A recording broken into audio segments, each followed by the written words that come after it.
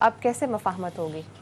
जो अंदर है ना, मैंने ख्याल है मैंने पहले भी बात की थी, पाकिस्तानी कौम को समझाना चाहिए कि ये मेरे गांव के खुदाबख्श कसाई साहब अंदर नहीं हुए कि जिनके साथ थाने से ले के वहाँ छित्रोल होती और फिर उसके बाद थाने वालों को मिलने के लिए पैसे दें, फिर एएसआई को दें, मुहर्रर को दें, एसएचओ को दें और बंदे को भूत बना के पेश कर दें और फिर अगर वो जेल में जाए उसके बाद एक और वहाँ जेलर के हाथ चढ़ जाए तो वहाँ पे और लोगों के हाथ चढ़े और वो करे। ये वो वाली जेलें नहीं है अगर कौम समझ ले जज्बाती होकर। मैं सबकी बात कर रहा हूँ, ये एक आध की नहीं है, ये बड़ी 7 स्टार, ये 5 स्टार भी नहीं है, 7 स्टार। तो कभी आपने देखा है जहाँ पे इन लोगों को रखा जाता है? ज़रा अब नैब का ज़रा जिस जेल में रखा हुआ है ना शहबाज शरीफ साहब को, ज़रा वो जाके देख लें, 7 स्टार से भी बेहतर होगी। और 20 खादिम खड़े होंगे उनकी उस पर खिदमत पे कि सर हुक्म करें क्या चीज़ आपको चाहिए। फिर यहाँ पे आएंगे अभी उन्होंने कौमी या असम्बली में आके कौम से खिताब करना है, अपना केस वो यहाँ लड़ते होते हैं, नैब की अदालत में नहीं लड़ते और नैब वालों को जरूरत ही नहीं होती उनसे सवाल जवाब करने की।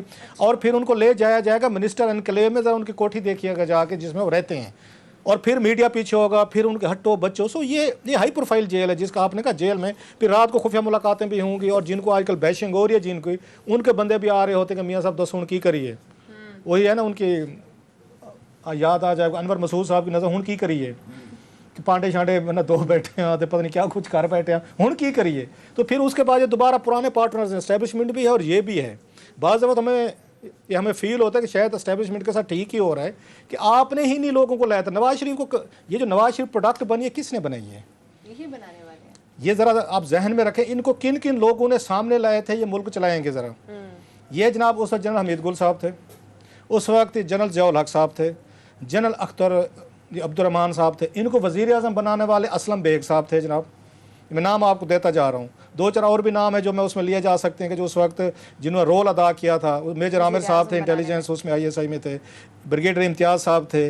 अब सारे मैं बाद उनसे मेरा है बड़ी अच्छी दोस्ती तल्लुक़ है, मेजर आमिर साहब से रिटायर हो गए, उनको 20-30 है। मैं उनको कहता हूँ, मैं कहा सर ये प्रोडक्ट आपने ये सारे 8-10 जर्नेल इकट्ठे हुए पॉलिसी बनने के भुट्टो साहब का काउंटर क्या करना है, हमने पीपल्स पार्टी का क्या काउंटर करना है, हमने जागीरदारों और ज़मींदारों को कैसे इनका इलाज करना है। आपने कहा एक शहर में से बंदा ढूंढते हैं और ढूंढेंगे ताजिर होगा, बिजनेसमैन होगा और वो ये पीपल्स पार्टी को तबाह बर्बाद कर देगा।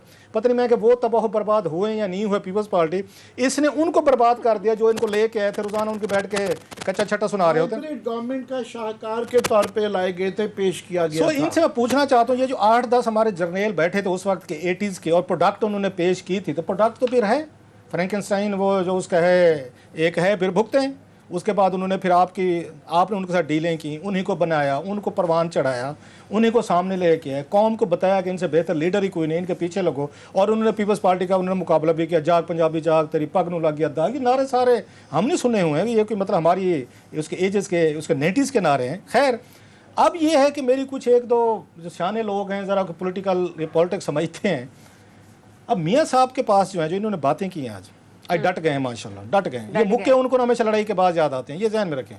नवाज शरीफ साहब को जितने मुंह पे मार लेना चाहिए जो बात वो जितने मुक्के इनको आते हैं याद हमेशा लड़ाई के बाद हो। जब लड़ाई हो रही थी उस वक्त पाँव पड़े हुए थे सारे के सारे। मैं 2-4 मिसालें बता रहा हूँ। अच्छा। इससे पहले वो मैं आपको मिसालें बताऊँ, अचानक इनका अपने आप को हीरो के तौर पर पेश करना, there method to this madness. वो क्या है कि आसिफ अली जरदारी के ऊपर एक लग गया कि यार आसिफ अली जरदारी जो 10% है और वो इससे आज तक नहीं निकल सके आज तक उन पे, और उन्होंने कभी कोशिश भी नहीं की। वो कहते हैं जैसा हूँ जहाँ है की बुनियाद पर ना मैं ऐसे ही हूँ। वो कहते हैं ना माँ मैं ऐसा ही हूँ। जनाब आपको पसंद है ना पसंद है, जरदारी साहब कहते हैं ये पैकेज है, वो टेंडर नहीं आता जहाँ है जैसे की बुनियाद पर इसकी बोली लगाई जाएगी। उन्हें नेक बनने का, उन्हें ईमानदार बनने का कोई दौरा भी नहीं पड़ता, कभी जुनून भी नहीं पड़ता। उनकी अपनी जगह ये चीज़ सबको पसंद है। इनके लिए क्या मसला हुआ कि इमरान खान ने पिछले इनको 8-10 सालों में या पनामा के बाद ज़्यादा या धरने के बाद उन्होंने साबित कर दिया हर बात पे चोर डाकू, ये चोर हैं डाकू हैं, चोर हैं डाकू हैं। अब ये शनाख्त बनती जा रही है, यहाँ डिस्कशन होती है, उनके वजीर करते हैं, चीज़ें करते हैं, एंकर्स करते हैं, डिबेट पार्लियामेंट में होती है। ये देखें जी ये चोर है डाकू हैं, ये लुट के ले गए हैं, ये पनामा के फलान हैं, ये कजाक हैं, इन्होंने लंदन में प्रॉपर्टीज़ बना ली। ये पूरी शरीफ फैमिली का इमेज बनता जा रहा था, बन चुका है बड़ी हद तक कि ये इन्होंने लूटा है यहाँ से। उनका अपना एक पॉइंट ऑफ व्यू है, वो अपने एक कहते हैं हमारे वाले साहब जो हैं, और बड़ा लतीफ़ा बना हुआ है उसका, बल्कि शहबाज शरीफ साहब का क्लिप भी था कि जिसमें वो कह रहे हैं कि मेरे वाले साहब गरीब थे। नवाज शरीफ साहब बताते हैं कि मेरे वाले साहब अमीर थे, तो लोगों को नहीं समझ आती थी कि उसमें गरीब का ये कौन सा बच्चा है और उसके बाद मतलब अमीर का कौन सा। खुद कहते हैं, उनके ये क्लिप है, मेरा ख्याल ढूंढ लेगी हमारी टीम, जिसमें वो कहते रहते कि उसमें कहते नवाज शरीफ साहब ने सब कुछ करके देख लिया। इन्होंने जनाब ये खुफिया मुलाकातें भी कर ली, ख्वाजा आसिफ साहब ने भी कर ली, एहसन इकबाल साहब की भी हो गई, सबसे बड़ी मुलाकात जो आखिरी थी वो कहते ऊँट की कमर पे आखिरी तिनका, वो थी चौधरी मोहम्मद जुबैर साहब की। मैं चौधरी जानबूझ के कह रहा हूँ। उनकी मुलाकात की 2 मुलाकातें करवाई, 26 अगस्त और 7 सितंबर को। यहाँ से जो उस मुलाकातों में हुआ वो तो मरियम ने कोई थ्रेट भी किया कि जनाब हम बताएं कि और क्या गुफ्तगू हुई थी। उनके बाद इनको पता चल गया कि जनाब हमने पाँव भी पकड़ के देख ले, हमने यहाँ पे जैसे उन्होंने कहा हमने वैसे किया। हमने जनरल बाजवा साहब की एक्सटेंशन में 3 साल वोट भी डाल दिया। हमने लोगों की बातें भी सुन रही, पार्टी की सुन ली, मीडिया की सुन ली। वोट को इज्जत देने की बजाय हमने बूट को जाके वोट भी डाल दिया, बात फिर भी नहीं बन रही। सो इनके लिए अब क्या ऑप्शन था कि इसी तरीके से वेट करें, सब्र करें, या उन्हें फील हुआ कि जब तक ये यहाँ पे बैठा, ट्राइका बैठा हुआ है, इमरान खान साहब है, DGIS है, आर्मी चीफ है, हमारी दाल नहीं गलने वाली। वो आखिरी मैसेज उन्हें वहाँ जुबैर साहब की उस मुलाकात से लग गया। और जिसके बाद जो जुबैर साहब का उन्होंने ट्रीटमेंट किया, जुबैर साहब की बातें बताई गई हैं ना कि खुद आए थे, हमने नहीं बुलाया था, तो ये भी पता चल गया जुबैर साहब की इतनी ही इज्जत थी जितनी उनकी पता चल गई। ऑप्शन क्या थे?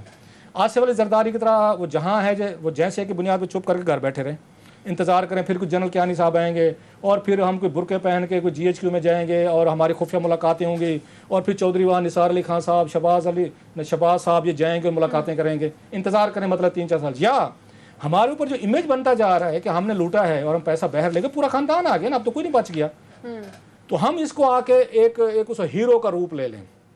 हम अपने आप को बताएं कि हम बागी हैं, हम जमहूरियत के लड़ाई लड़ रहे हैं, हम एस्टेब्लिशमेंट के खिलाफ लड़ रहे हैं, हम यहाँ पे बाजवा साहब के खिलाफ उनकी करप्शन पे लड़ रहे हैं। मैं उनके आसम की बाजवा साहब की बात करूँ जो उस पर इल्ज़ाम लगाते हैं, और हम इस वक्त अकेले हैं जो इस वक्त इनसे लड़ाई कर सकते हैं।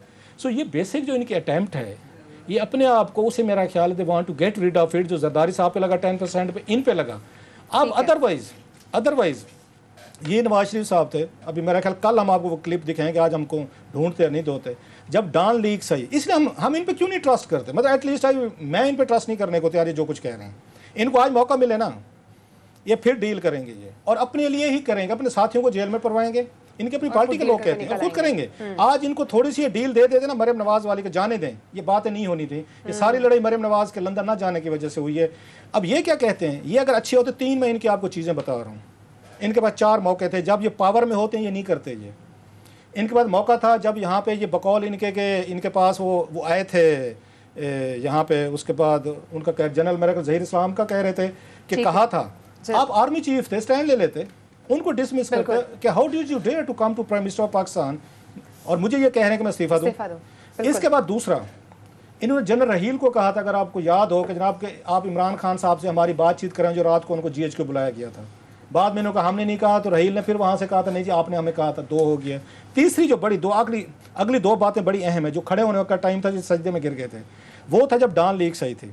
मेरा ख्याल है दावा मैं कर सकते हैं, मैं और आमिर मतीन अकेले इसमें, जिन्होंने उस वक्त डट के कहा था कि डान लीक्स पे नवाज शरीफ को खड़ा हो जाना चाहिए।